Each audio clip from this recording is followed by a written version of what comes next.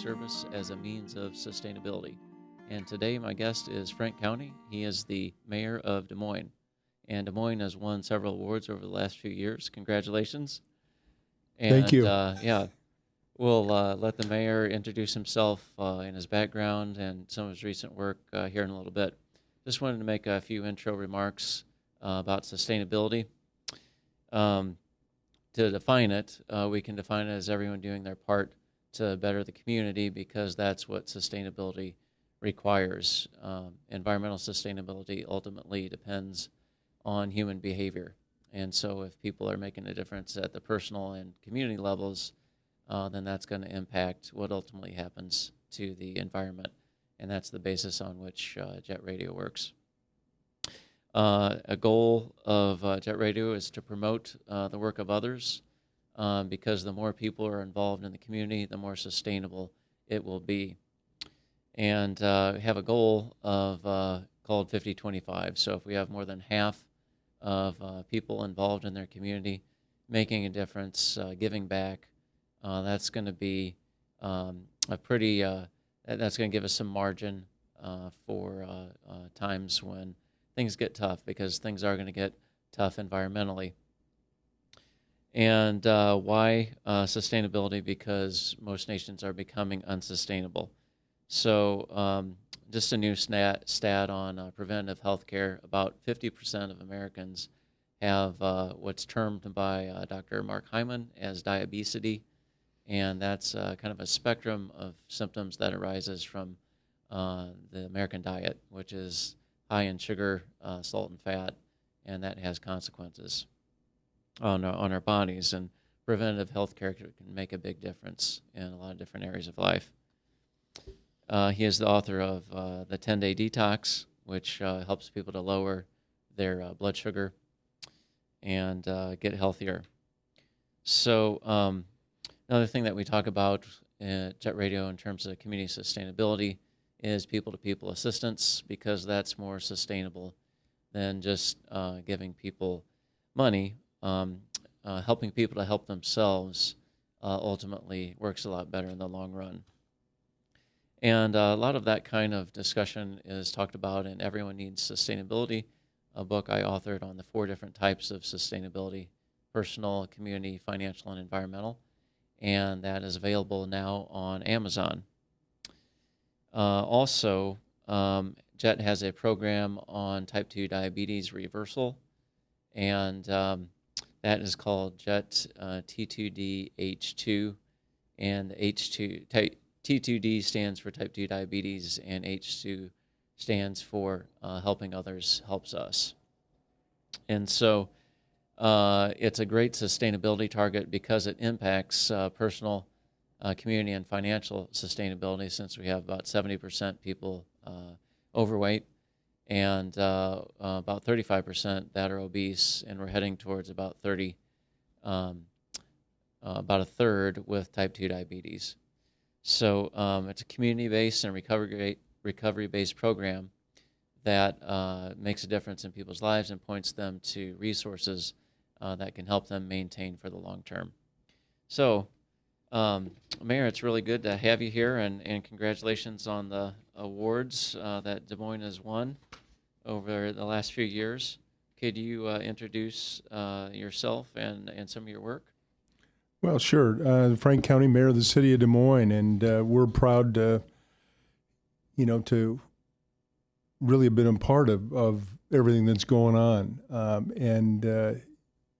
remember about 10 years ago, it seemed like when we were beginning this, and I say we, neighborhood leaders and others, a few business leaders and a few others that were out there thinking green and thinking that we ought to do something in Des Moines that's a little bit different, and let's rethink how we do things and how we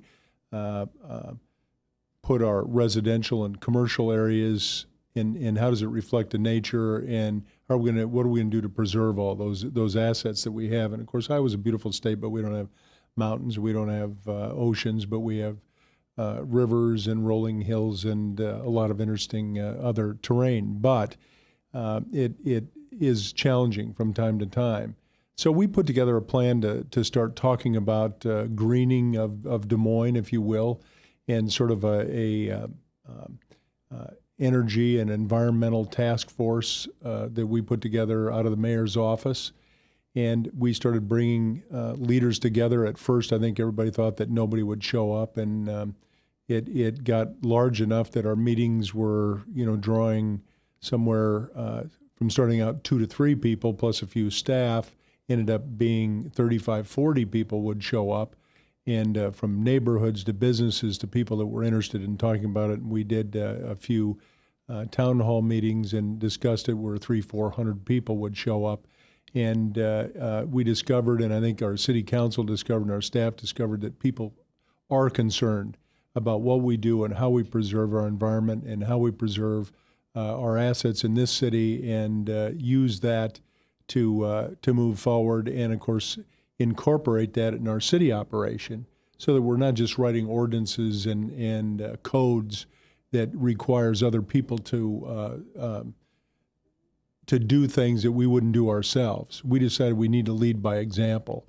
So the city jumped out, and we got in a number of programs. We began. Our first building was a regional maintenance facility, which was in Glendale Cemetery, and I think it was sort of a challenge that I handed out to staff. Well, let's look at a LEED standard building versus conventional build. Let's look at it, because the argument always was, well, to build to that standard is always so much more. And so we got some people to get out there and actually design one to fit a LEED standard, but also a conventional build to build this new maintenance facility up there. And much to everybody's surprise, the LEED design actually came in under the conventional at the capital investment built structure side, let alone the operation side, which operates significantly less. And of course, it was amazing to walk in there and, no off-gassing, and so that there was no odors in it the day they opened up, and natural light, and lots of energy efficiency things going on in there. And so all of a sudden, everybody kind of said, you know what, we ought to do this. The employees are excited about it. Citizens who toured it said, why don't you build everything like this? And so that pretty much is how we've started, one small step at a time. We've got senior centers, we've got libraries, we've got our new municipal service center, all that are LEED. We've got 2 facilities that are part of our fire operation that are also LEED. And so all of our new stuff that we're building is going to be built to those kinds of standards. And obviously with sort of a vision that we ought to build them as high a level as possible, and our new library is a LEED Platinum building as well. So it's sort of a redo of the Franklin Library that is about twice the size of its original piece, and I'm told operates 70-80% less in terms of utilities than the building that was half its size. And so if your listeners and viewers get a chance, they ought to get out and take a look at some of these facilities and see what's possible if we do it. And We've also gotten involved in a lot of other things. We were one of the cities that got awarded a regional sustainability planning grant. So we work not only with the city, but with our whole region. 17 different entities came together with a Tomorrow Plan. And we did it through the MPO, our Metropolitan Planning Organization, that generally does road and highway planning. But we decided, we ought to think about the future of our city and how we lay it out and where people live and what public transportation looks like and how we reduce vehicle miles traveled, and how people could use multimodal means and combined means of travel, as opposed to everybody getting a single occupant vehicle, and how do we get people closer to their needs in life and closer to either inexpensive transportation or bike paths or trails. And of course, we've expanded our trail system in and around the city of Des Moines, which is not only a recreational use, but it's a way for people to get to and from work and be healthy at the same time. and get down to work. And a lot of the employers downtown now have places to park bikes. There's in the new DART Central Station downtown, there's bike parking there as well. So people can come downtown and they can park their bikes as well as occasionally load their bike on the front of a bus and come down and pedal to work or do whatever. We've got lots of ideas going all over the place. And of course, we have a number of our citizens that think about other things. What about healthy food? And I know that you work very hard on that yourself. And so years ago, we started our local farmers market through Downtown Des Moines Incorporated. And it's now evolved in the Downtown Community Alliance runs it today. But it's a huge thing. And I remember the first few weeks that we were down there, we'd have like 5 vendors and 17 people would show up and we'd say, what are we doing here? But now, you get thousands of people that show up every weekend that are looking for fresh, locally grown, healthy foods. And people are starting to understand what it means to have that kind of a lifestyle and that kind of a diet, and not only to help their own living circumstances and their own health, but also to think about the future of our city. And the city also entered into another program, which was interesting. We call it a STAR program. It was ICLEI, the International Council for Local Environmental Initiatives, plus United States Green Building Council, came together and said, let's think about not just what a building looks like, and how we make it environmentally friendly and healthy and low utility costs, and reuse the water that falls out of the sky and capture it to do different things, everything from gray water to flush our toilets, for instance, or to water our shrubs out front. But in the meantime, reduce the runoff that goes into the river, but not just those things. But what about the community? How do we make the community sustainable? Everything from lifestyles and culture and equity, jobs, the economy. And so there's about 8 different sections of the STAR community analysis. And so we look at all those and try to do it. We have a whole team that works on it in city. They look at our built environment. They look at the climate and energy. They look at education and arts and community. They look at the economy and jobs. They look at equity and empowerment. And they look at health and safety. And they look at our natural systems, which includes that green infrastructure. And EPA also awarded us, one of 4 cities in the United States, to look at green infrastructure. Instead of putting things in water, for instance, off the streets into a concrete pipe and putting it in the nearest creek or stream or river, let's figure out how we can, put it in a bioswale or a rain garden and along the streets, green our streets, make them a little safer, a little more pedestrian friendly, and really revive a lot of our neighborhoods and kind of think of it in a new way. Mm-hmm. And it's sort of transformational, and it challenges some of our designers and land planners and engineers to rethink, wow, this is, sort of a new idea. And EPA came in and we ran a whole session on it. We looked at the 6th Avenue corridor, essentially from 235 to the river, and said, here's what it is. What could it be if we rethink this whole area, and let's use this as demonstration. So we laid out sort of a plan, and we're looking at ways to begin implementing it. And of course, with that corridor being rebuilt and redone, and new ideas and reuse and repurposing of a number of old buildings, it's going to be an exciting project. Yeah, no, that's great. So do you have an idea of numbers? So you talked about several exciting projects. So increasing the number of bike commuters, walkers, things like that. Has any of the study unveiled how much that could be increased in terms of people getting exercise through commuting on their bike? Well, we would like to see the bike commutes step up, to maybe 10% of our population. However, I will tell you, it's interesting. Here we're thinking of 10%.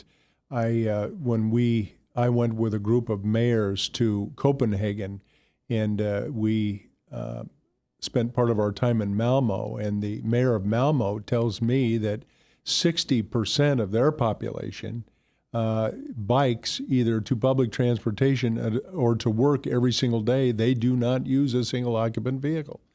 And, I think that we're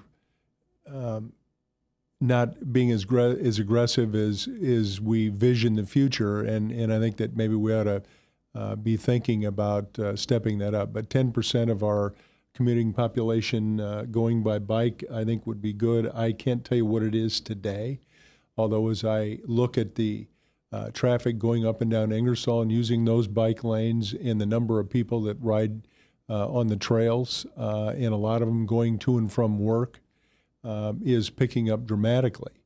And a lot of those, even outside of City Hall, we have a number of our City Hall workers, especially, in good weather, that use those every single day. And so the bike racks have some. And of course, we have a B-cycle program in downtown where, you go pick up a bike and ride it from point A to point B and leave the bike off there. And you can either join it or pay to use it for that little bit of time that you might. And we do B-cycle tours of downtown when we bring some people in. We're going to have a mayor's meeting, for instance, here around the opening of the fair in August, and we're going to give them a tour of downtown on bicycles. And so you get to see 30, 40 mayors ride around in Des Moines, Iowa, from all around the country on a bicycle.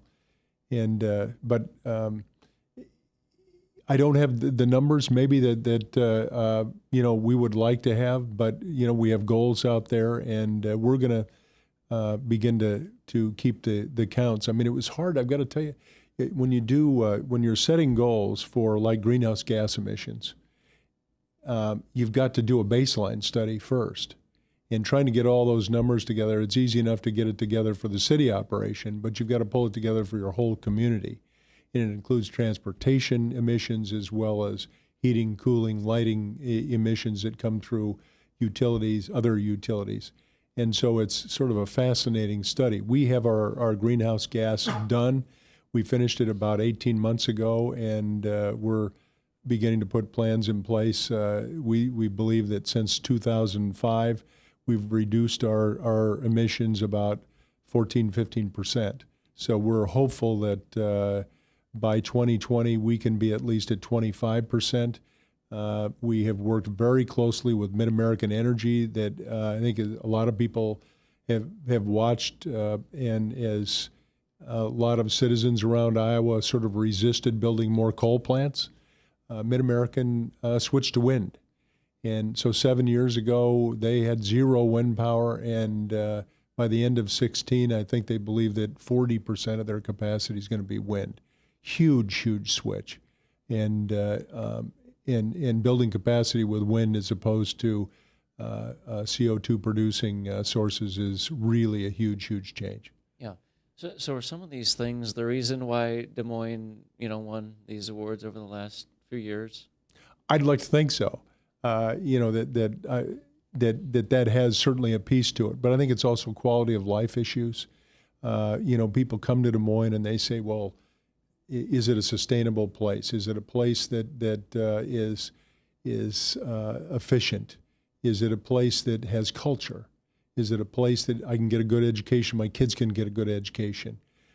So it is people weigh where they're going to live and spend their lives, and they want to raise their family. They want to start a business.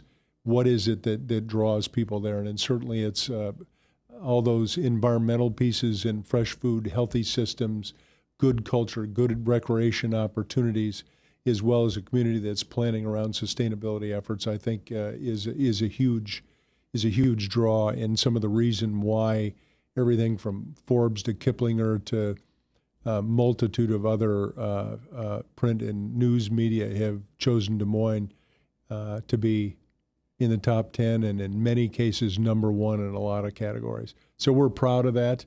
And part of it, I think, is the exposure that a lot of us are spending out there, talking about Iowa, talking about Des Moines, being present in some of these discussions, not only at the state level, but at the national level and the international level. And they say, Des Moines, Iowa.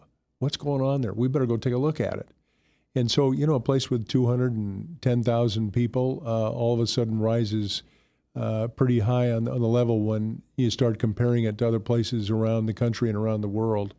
And I think it's part of Des Moines reaching out and actually getting getting recognition and getting good scores from an awful lot of people. And of course, every 3-4 years, you get a huge group of news media that want to take a look at Iowa. And Des Moines, of course, is the first place they land when they're trying to decide who's going to be the next leader of the free world. Sure. So, I mean, that's an excellent transition into the next question, which is, we know about the drought situation out in California.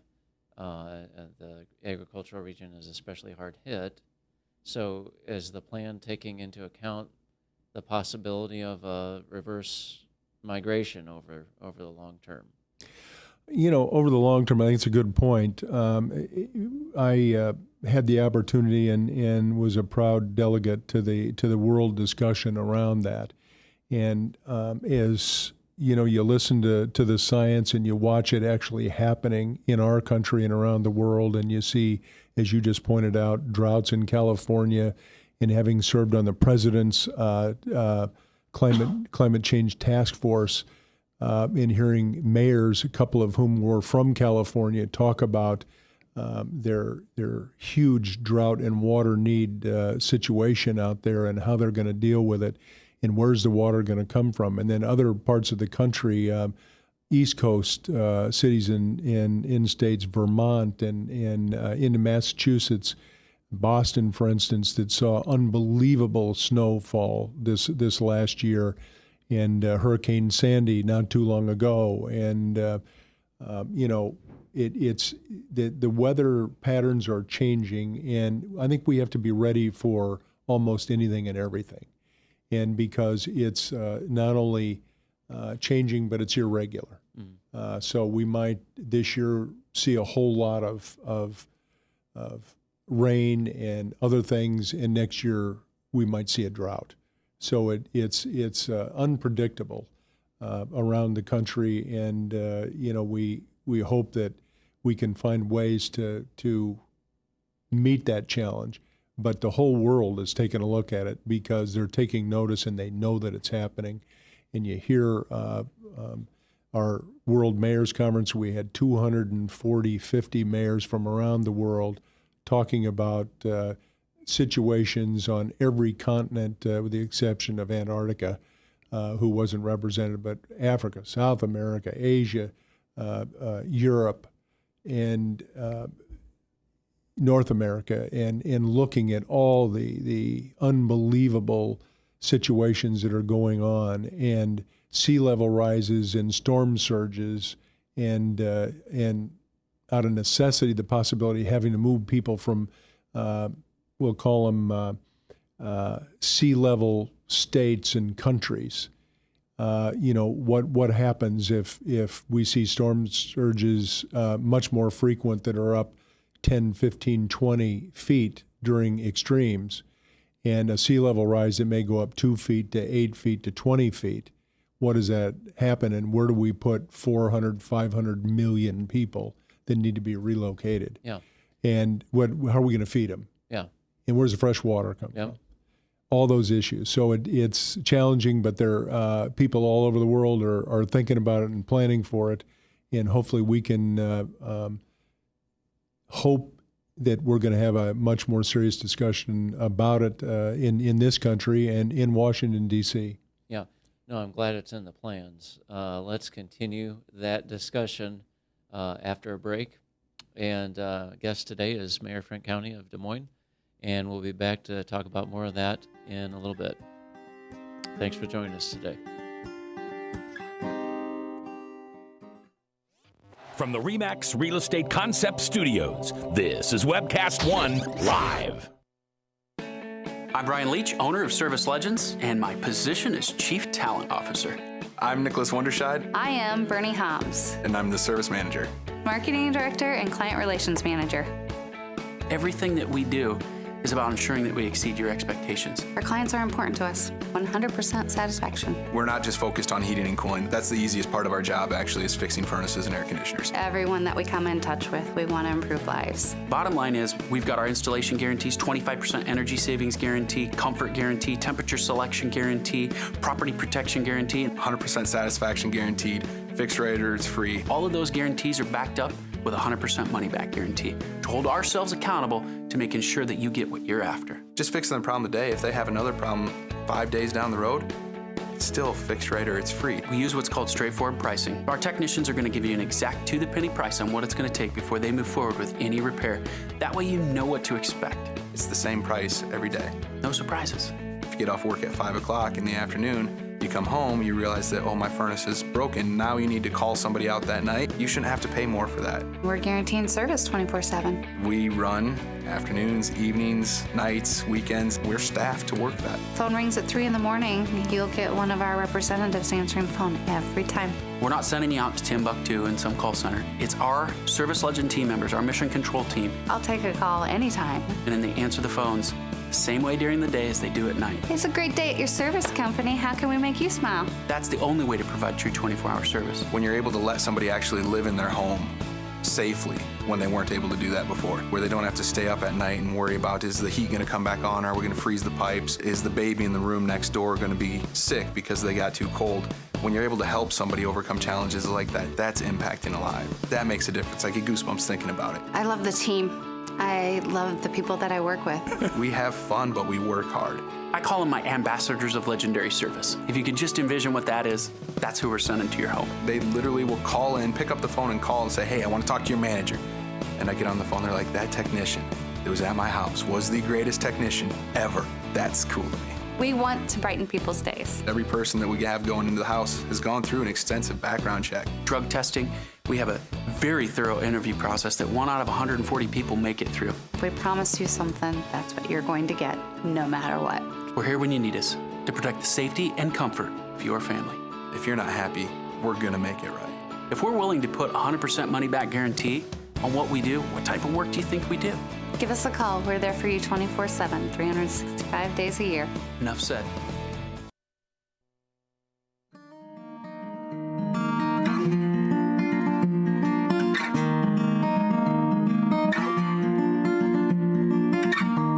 Hi, welcome back to Jet Radio. I'm Ted Shire, your host, and with me today is Mayor Frank Cownie of Des Moines.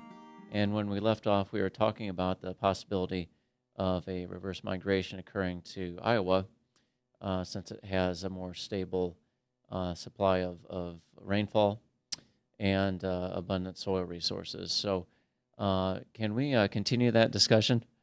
So what one of the concerns would be, if there are large numbers of people at some point, I mean, it's not going to happen overnight, but if there are large numbers of people at some point moving from the coast to the central United States, how are we going to manage the land? Because obviously we want to, the world's shrinking, and we're going to need that land for food production.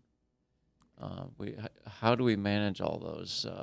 Well, I think we've got that opens up a whole,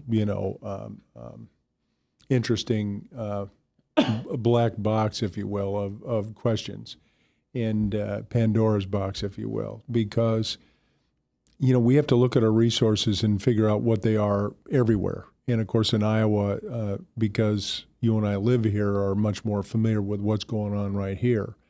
But we have some warning signs that have gone up. I mean, you've got universities that have studied and said, doing what we're doing in Iowa, over the last 40 years, we've eroded 50% of our topsoil.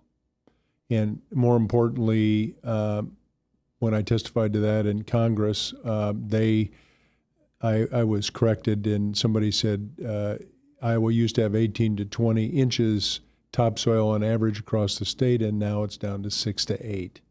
So that is really eye-opening and threatening. So we have to think about preserving that. And of course, my family came off the farm, and my mom was raised on a farm up by Boone. And I remember my grandfather and I sitting talking about the dirt and the soil, and we're stewards, of the land.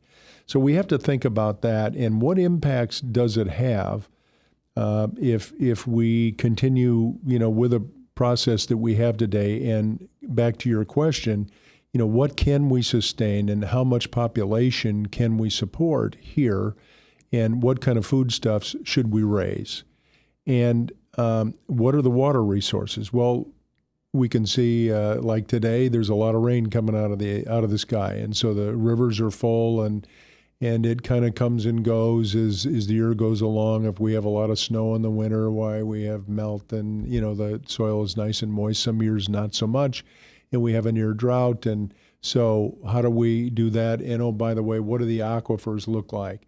City of Des Moines gets our water out of surface water. It comes out of the Des Moines and the Raccoon River. There's a lot of other cities, Cedar Rapids, for instance, that gets theirs out of the aquifer. So they're not as quite concerned about the levels of nitrates and other things that are in the water. So we have to look at the quality of our water to sustain not only watering gardens and food sources as it comes out of the faucet, and to be potable and drinkable for us on a day-to-day basis, but also, what are the quantities and qualities of that moving forward, not only in the urban areas, but in the rural areas, and how do we contain that, capture it, get it into the aquifer if we can, and recharge it, because there's going to be times, we all know, that we're not going to have enough. And we have a lot of industries moving into Iowa, for instance, that are very water intensive. Facebook and Microsoft are good examples. They need a lot of water to cool a whole lot of machinery and equipment, to do what they do. And so it's utilities are fairly cheap in Iowa today, and so is water. And so we have to look forward 20, 30, 40 years. What does that look like? And to sustain the population increases, and it's happening. We don't see the surges in numbers, but it's interesting to look at, even as you think about the Des Moines Public Schools, and you look at Roosevelt High School here in Des Moines, where I went to school. Our population, although we can all laugh and say that we're all immigrants unless we're Native Americans that came from somewhere, but looking at the sources of those somewheres, and to know that in today that the Des Moines Public Schools, they say that they speak over 80 languages. That's representative of what's happening. We've got people from all over the face of the planet that are coming to the state of Iowa because it is a sustainable place. They're recognizing that it's a place to get a job, it's a place to raise a family, and they hope, an awful lot of them come from places that they have worked with the ground. They've raised food sources. They raise fruits and vegetables, and that's what they've lived off of, and they're hopeful that can continue to happen. So, I think it's going to cause all of us to come together and collaborate on these issues if we're actually going to see population surges and relocations. And where is it that they're going to go? And a lot of people would love the weather in California, but if there's no water, they're going to have to go someplace else. And where is that going to be? And Iowa certainly is one of those places. The whole Midwest is a place that probably is going to see a surge 10, 20 years, 30 years from now in population out of necessity. Yeah. And business is going to locate in places like that because of the availability of necessities of life. Right. So environmentally speaking, a long-term plan isn't, 10 or 20 years. It's thousands or millions of years. But have the, you're talking about these things being in the plans. What's actually been discussed among the mayors? You're in contact with mayors around the world. And so what has actually been discussed amongst the mayors, amongst the community leaders, in terms of planning for decades out? Is there planning for decades out? Because, over a slow change, over a long period of time, populations could take up too much of the good soil area. And if they're thinking long term, are they planning for, okay, well, we're thinking long term, so we want to make sure that not too much of the soil is taken up by development, and so we're going to direct or flush down to the Gulf of Mexico. Sure. So Yeah, we're going to so- direct it to poorer soil areas. I think that one of the encouraging bright lights in the discussion is local government, because we have to, at that level, we have to deal every single day, whether it's a tornado or a flood or a hurricane or a drought and a forest fire or brush fires or whatever happens, we've got to deal with it daily. And at other levels of government, usually at the state or the federal level, they respond to disasters, but we have to prepare for it, and we're the first ones there. So if there's a flood in Des Moines, Iowa, the first 48, 72, 96 hours, it's our people that are there, and we have to think about how we prepare for situations like that, how we can mitigate it and lessen the risk, and how can we respond in a situation, and then how do we recover, and how do we do it in a resilient way. And local governments around the world are having those discussions, and we're comparing notes, and we're sharing best practices. And what we're hopeful of is that other levels of government step up and say, we have to partner with these people who are meeting those needs and filling the gaps every single day that happen. And an awful lot of folks, you know, and I'm included, are very hopeful that in the United States, Congress responds to the needs of cities and towns in states here in the United States of America. And we hope that similar things happen in other countries around the world. But an awful lot of us are saying, well, we don't see much happening. But we've still got to respond. Our citizens aren't going to, you know, I get frustrated at, for instance, a no highway bill. You know, 32 or 3 extensions, you know, anywhere from 30 days to 60 days to 6 months to a year on extensions of a bill that hasn't been rewritten for I can't tell you how long. Nobody can plan around that because you don't know if the funding is going to be consistent to finish a project. But we have those projects. We have bridges, we have levees, we have pump stations, we have water resources, and our citizens depend on us every single day to make sure they're right and protect them, or that we're able to supply them with their needs. So I think it's only through bringing all levels of government together with the private sector, with the science sector, which often is in the state of Iowa, not only the commercial sector, but the education sector. You know, Iowa State University, the University of Iowa, University of Northern Iowa, every college and university in the state of Iowa, all those people coming together to think about the future of Iowa and coming together and implementing it at every local level that will. And everybody has to do what they can with what they have and start right today to get it to happen. And I think that if there's anything that we've done, we've tried to do that. We've tried to, I meet with neighborhood associations. We talk about community gardens. We talk about planting trees. And trees, to me, are, you know, one of the first lines of defense against carbon. I mean, they absorb carbon. And so, you know, when our urban forest is threatened and we're going to lose our ash trees, quick, let's respond. What are we going to do? We have to plant a new diverse set of species out there that can do the same things, knowing that we're going to lose a certain high percent of ash trees, for instance, probably all of them sooner or later. Much the same as we saw the demise of elm trees in the 60s and 70s through the Dutch elm disease. And, you know, we don't see a whole lot of elms around these days. There's a few, but it's not one of our main stock of trees that you see lining streets as it did 50, 60 years ago. Mm-hmm. So I think that we have to have that long view. We have to deal with what we need to do for today to get us from today to tomorrow. But we have to have the long view to say, what are we going to do for the next 5 years, 10 years, 50 years, 100 years? And what are those foundational things in thought processes and collaborative efforts that need to be designed and put together moving forward and keep them together so that we can be successful and sustainable for the next 100 years? Yeah. Or is the dealing some of the most thoughtful people that, especially in the environmental work that I've dealt with, are Native Americans, and when they think about things, it's interesting. They'll say we decide how successful anything is, not based on what my return on investment is for the next 12 months or 6 months or quarter, but how does the decision that we make today affect the seventh generation?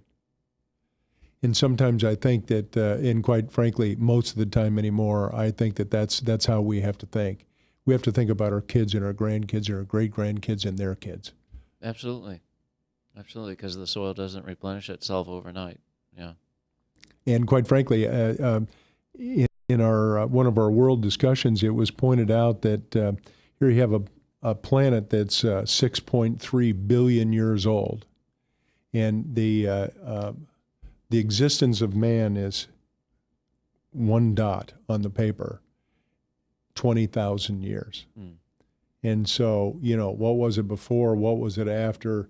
What is it that makes it unique enough that a species like ours can exist? And how can we maintain the quality of this planet that'll sustain life for another 100,000 years? Right. Yeah, I think it's 4 billion, but I don't want to get too picky. Hey, I'm glad you mentioned neighborhood associations. Do you have a feel for the number of volunteers that are out there, and what do they want to do? Well, it depends on the neighborhood. Some are interested in neighborhood gardens and community gardens, and so we try to find places to create some of those. Some are interested in, and you think that you have no volunteers at all. And I remember we were up off of Martin Luther King and going up into some of the neighborhoods up in there, Mondamian Presidential and some others, to do some tree plantings.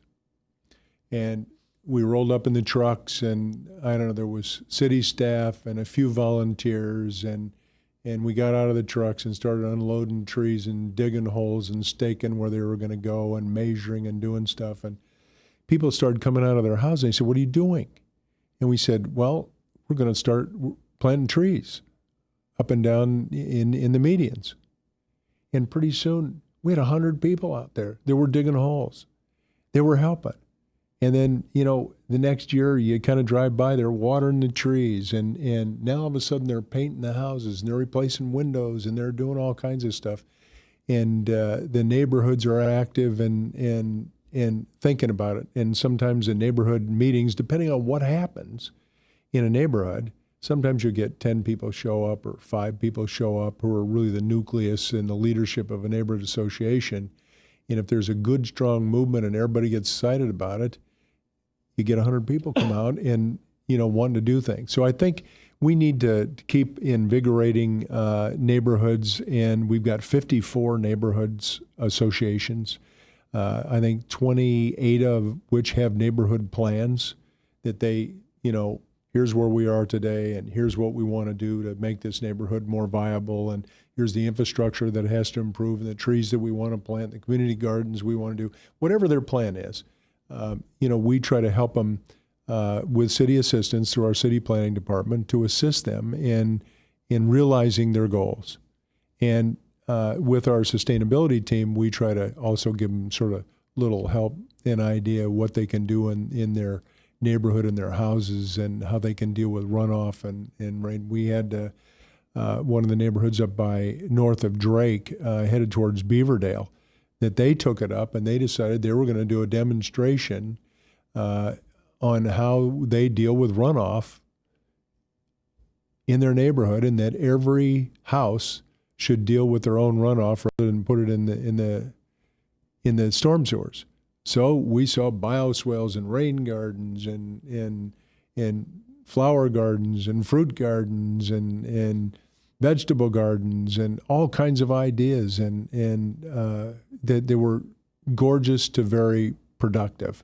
Yeah. And so just putting those ideas out there and letting people capture them when they can, where they can. But sometimes it takes that education and communication, and our Parks Department has been excellent at working on some of those programs, some of our neighborhood associations, and take it up and let their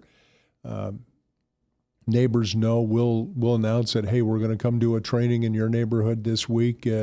So when you have your neighborhood association meeting, if they want, we'll go do a planning session with them and say, here's what you could do in your own yard, in your own backyard, in your, to clean things up, to freshen them up, to contain the water. And of course, a lot of people are buying rain barrels these days. They're catching the water coming off the gutters, and they're using that to water their gardens and their flower beds and things. So it's lots of interesting things are happening, and I think it's sharing those best ideas that is going to be most effective, so that it spreads it out through the whole community. Yeah, absolutely. Let's continue that discussion on neighborhood associations and volunteerism after our break. Again, Mayor Frank Cownie is with us today, Mayor of Des Moines, and we'll be back in about a minute.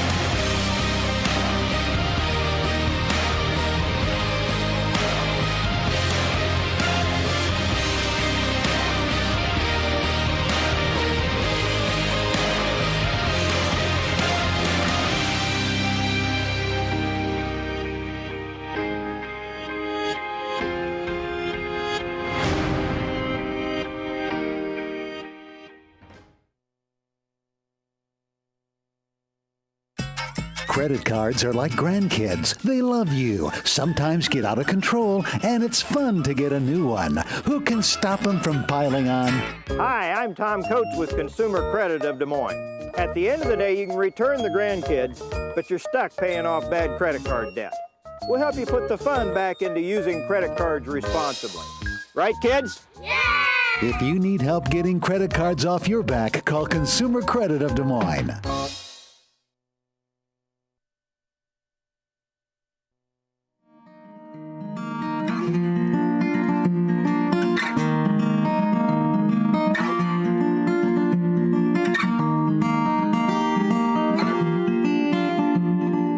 Hi, welcome back to Jet Radio. I'm Ted Shire, your host, and Frank Cownie, Mayor of Des Moines, is with us today. And we're going to continue our discussion about neighborhood associations. So give us a feel for how many people are interested and what they're interested in doing. And can we not try to coerce them into doing what we think they should do, but will those interests fit into sustainability priorities? Well, I think they will. And, sometimes it has to do with budget. What somebody has is their own household budget, what they can do on their own property. And sometimes it has to do with just having training and education on some good ideas. And so in terms of how many people are out there, that's hard to judge from year to year, time to time. But, if we have 54 active neighborhood associations, and we go to neighborhood meetings where there'll be, I think as I mentioned before, you'll have 5 to 7 people. And occasionally, depending on what the subject is, if everybody's engaged, we've had neighborhood meetings at Brody School, for instance, where 150 people showed up because they were interested in what's happening, what's the infrastructure around our neighborhood, what can we plan for, what should we work on, how can we work with the city to make this happen, what is it that we need to do. So it depends on the day, it depends on the year, it depends on the neighborhood. Every neighborhood has a set of issues they're working on. And we certainly try to, with all of our staff that's working on sustainability issues, we're slowly and as quickly as some of them want to, give them information, give them opportunities, give them ways to connect to this. And, I think year in and year out on different aspects of it, whether, as I pointed out before, they're planting trees or they're planting a garden in a community garden or they're doing it on their own property. We have literally hundreds of people that are doing it. And some have more time and some have less. Some are, retirees, and this is now their life and their commitment. Do you think we could that could get it up to 50%? I think it could. I think we could get there, and I think that should be the goal. And obviously some of the people in apartments are going to have problems with doing some of this stuff, but they wouldn't have problems volunteering and getting out and doing certain things in their neighborhoods because they want to make a difference. And part of it is especially, when you see some retirees, whether it's volunteering on these issues or getting out and helping young kids and letting them know what's important. And we've worked with a curricula, for instance. We'll step away a second for the neighborhood and talk about working with the public schools, for instance. We had a mayor's conference where 10 mayors from around the country met and with a plan called Greening of America's Schools. And part of it we felt was through education and getting kids, because if I remember when I grew up, we watched enough TV and Ronald McDonald convinced us we ought to be getting a hamburger a few times a week and French fries and a Coke. And before we discovered maybe that wasn't the best interest of our good health. But I think that through education in the schools, and if you show kids what happens in a garden, and I'm sort of an advocate that we ought to maybe have a greenhouse at every high school and junior high school, and every kid ought to not only work in the greenhouse and raise some vegetables and get them to the kitchen and then work in the kitchen and help prepare it, that whole message will then go home and say, Mom and Dad, we could do this. And go back to, they have master gardener courses that come through Iowa State University, and I participated in one of those. And the instructor told me, we used to have a master canners program also. And I'm not sure whether they've reinstituted that or not, but it would seem like if people were raising a lot of stuff in their home gardens, they got to learn how to can it so they can raise good, healthy, homegrown, with low chemical foods and can it and have it all year long right there out of their own yard. And if we teach people how to do that, those kids who learn quicker than anybody else take it home and say, Mom and Dad, we can do this. And I'll show you how, because I learned how to do it at school. And it doesn't, we learn about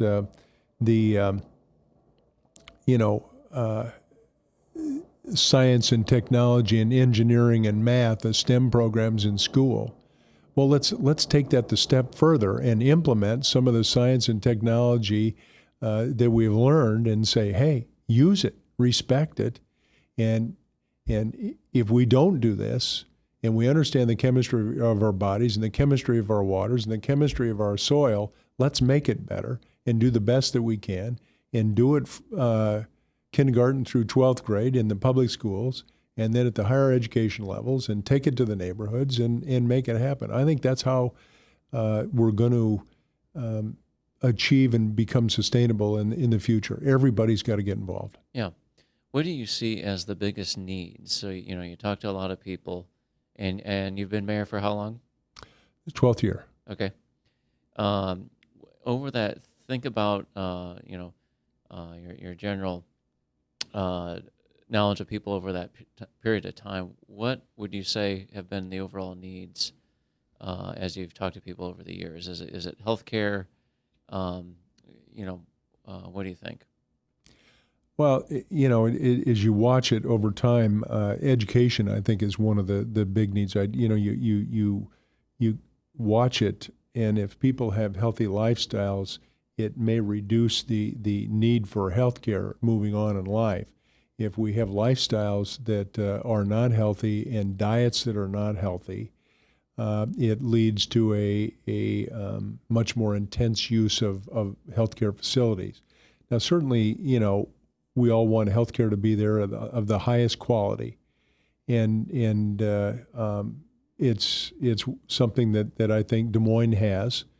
And we've got a great system of a couple, 3 hospital systems here that are well known across this country and certainly across the state of Iowa.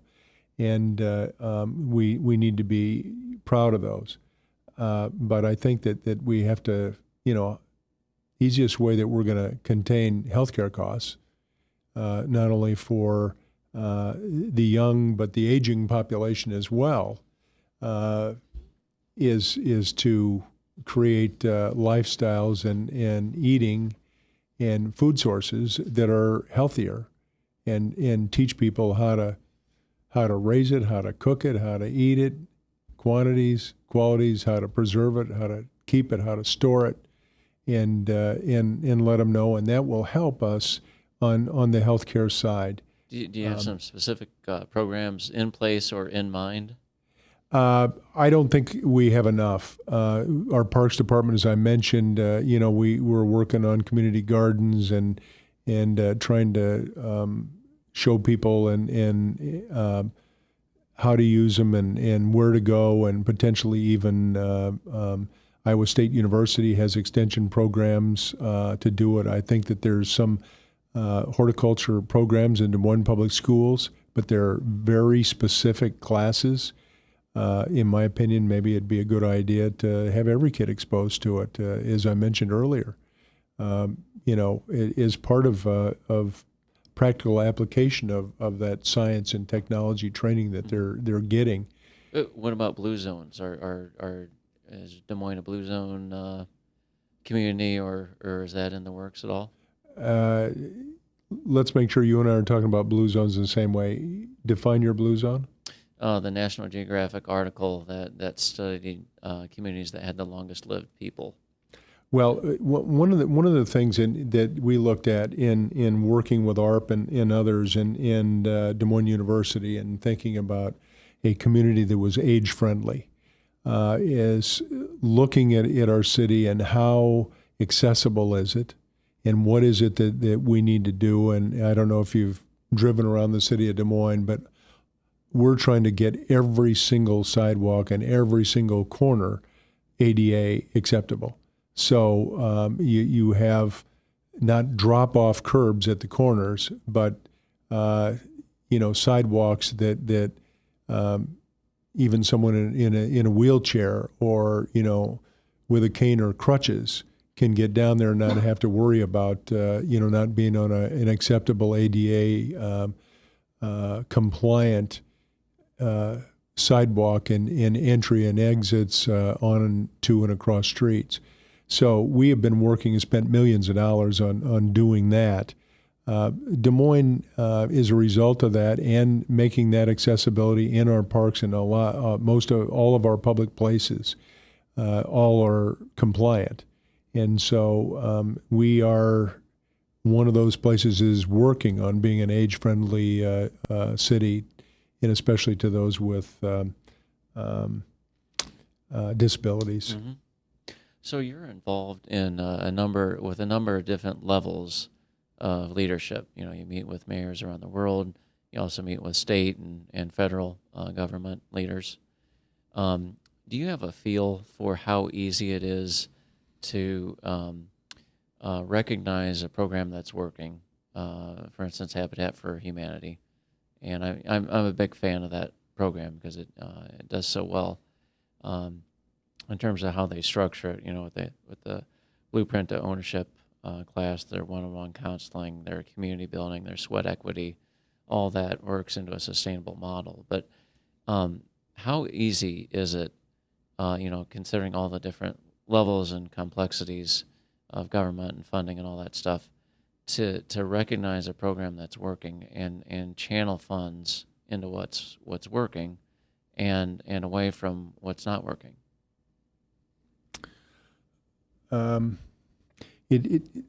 Good question. I mean, it's several different questions. One is how easy is it? It's not easy at all, especially when you're looking at funds, for instance, from the federal level, because it seems like every single day the discussion is we need to cut, we need to cut, we need to cut. And so generally the the areas that get caught are domestic programs that sometimes that are community development block grants. They are that help those that are needy. We have LIHEAP, which is a low-income support for heating and electricity, especially during the winters. We don't want them to get their heat cut off, in the middle of the winter, and so there's programs, federal programs that do that, but they keep cutting those programs. So CDBG funding that was, years ago in Des Moines, $10 million is now, it's like 3.2 or something. So it's always going down, and the needs keep rising. And so the only way that we've been able to fill those gaps is to get in there and get private sector partners in there and collaborate with them to sustain some of these programs that are so badly needed. Habitat for Humanity is a wonderful program. However, there's such a deep need in our community. You look at a homeless situation. I mean, we did a new Central Iowa Shelter and Services building, and everybody came together and said, let's do it. How much do we need? We designed it even bigger than anybody ever thought. And so today, that shelter is the largest shelter in the state of Iowa. By the way, interestingly enough, the number 2 shelter in the state of Iowa in terms of size is their lobby and waiting room. The people sleeping on sofas and chairs that we don't have enough beds for. And so, the need is rising. The dollars are shrinking from the government level. But, I guess we just okayed a $602 billion military budget. And so it sort of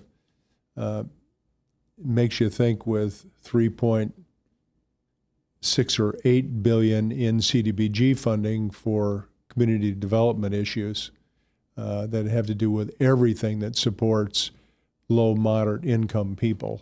That I guess for some people it's not a priority. For me it is, because if we can give everybody a foot up, a lift up, through Habitat for Humanity, through any of the programs that we can, we got to get people out of homelessness, out of low income, into better jobs, better trained, and then they can do some of the things we're talking about by putting in gardens and making the environment better. But some of them are just trying to get from Tuesday to Wednesday. And so we got to figure out ways that we can help all people. So it's you always wish you had more arms and more hands, because they're needed. We have to keep working at all ends and try to make it all work. Yeah.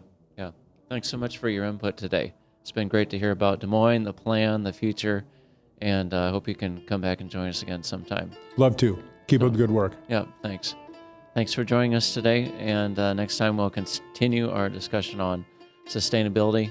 Join us again on Jet Radio.